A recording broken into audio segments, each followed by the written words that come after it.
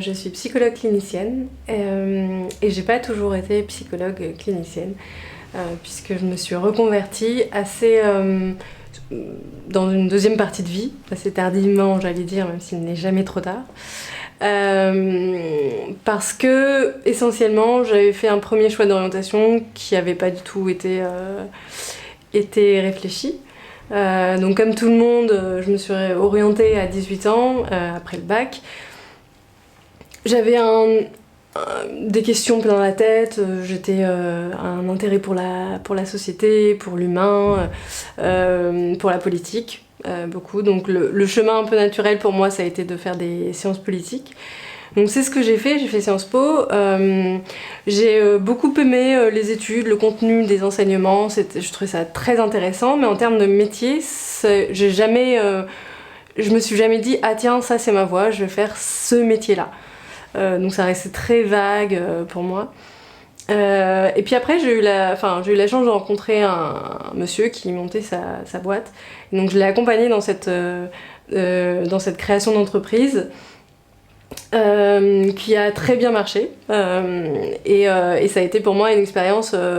c'est là où vraiment j'ai appris le travail, ce que ça voulait dire travailler en entreprise, mettre en place des process.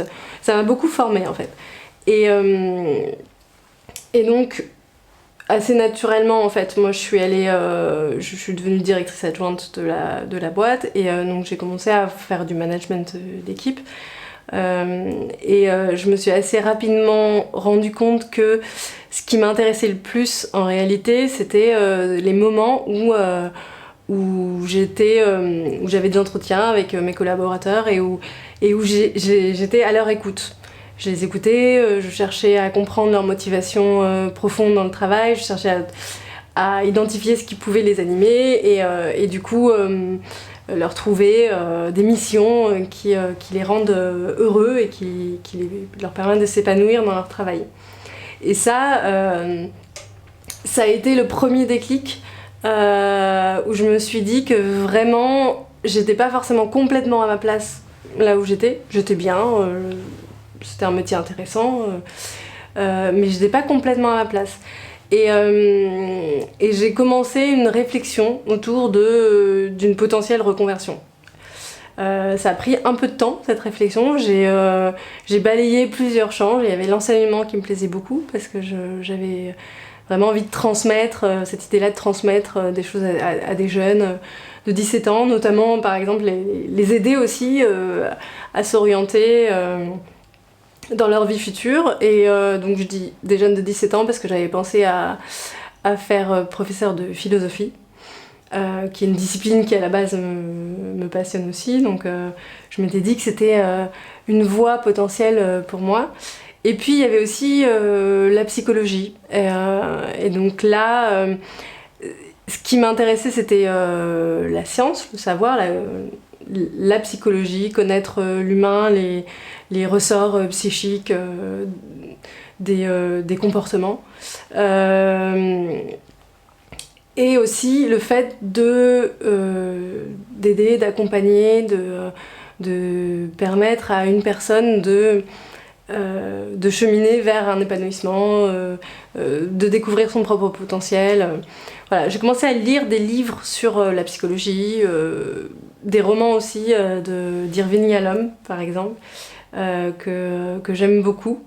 Et là, je me suis reconnue dans sa conception du thérapeute et je me suis projetée là-dedans.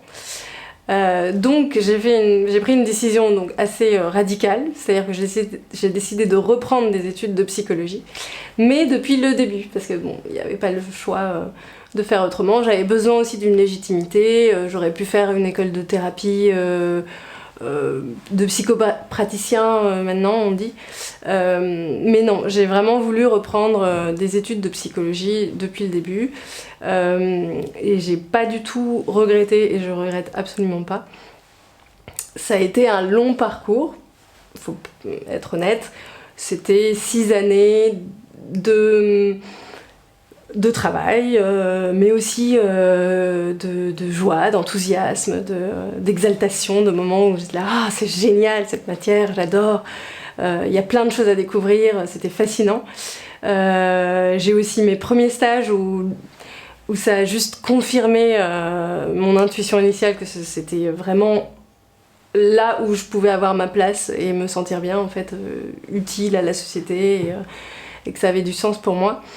Et puis voilà, la première étape du parcours, c'était la licence, donc c'est très généraliste. Ça balaye un peu tout le champ de la psychologie. Tout m'a plu. Il y a rien que j'ai trouvé ennuyeux ou fastidieux à apprendre. Tout me semblait hyper intéressant. Toute la connaissance autour de la psychologie sociale, de la psychologie du développement, de l'enfant, de la neurophysiologie, tout ça était vraiment passionnant. Et ensuite, comme je voulais être psychothérapeute et exercer aussi potentiellement dans des univers comme l'hôpital psychiatrique, en institution, j'ai choisi donc le master de psychologie clinique.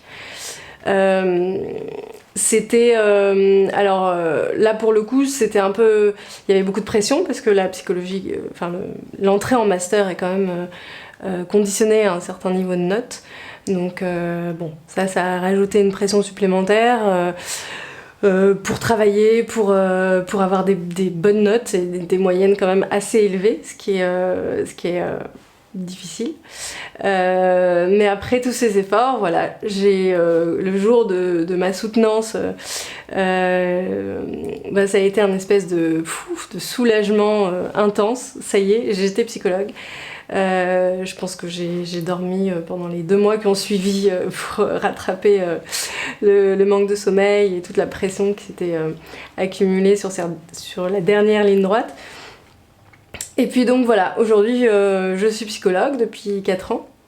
J'exerce quotidiennement, je reçois des gens en cabinet, des personnes de tout âge, avec une certaine parité homme-femme, ce qui est assez plaisant. Je reçois aussi des enfants et des adolescents. Et chaque jour, je me dis que c'est un métier formidable. J'ai pas forcément l'impression de travailler. Parce que je suis dans l'écoute, je suis dans le partage en permanence. Et aussi que ça développe... moi, ce que j'adore dans mon métier, c'est que ça me permet d'être ultra créative tout le temps, en fait. D'être toujours dans la réflexion, mais aussi dans l'émotionnel. C'est-à-dire, qu'est-ce que je ressens à ce moment-là? Qu'est-ce qui va faire du bien à ce moment-là à cette personne? Comment l'aider à cheminer sur telle ou telle question? Quels outils je vais pouvoir utiliser? Voilà, donc tout ça, c'est toujours fascinant après 4 ans. J'espère que ça le sera encore après 30 ans. Voilà. Au revoir, merci de m'avoir écouté.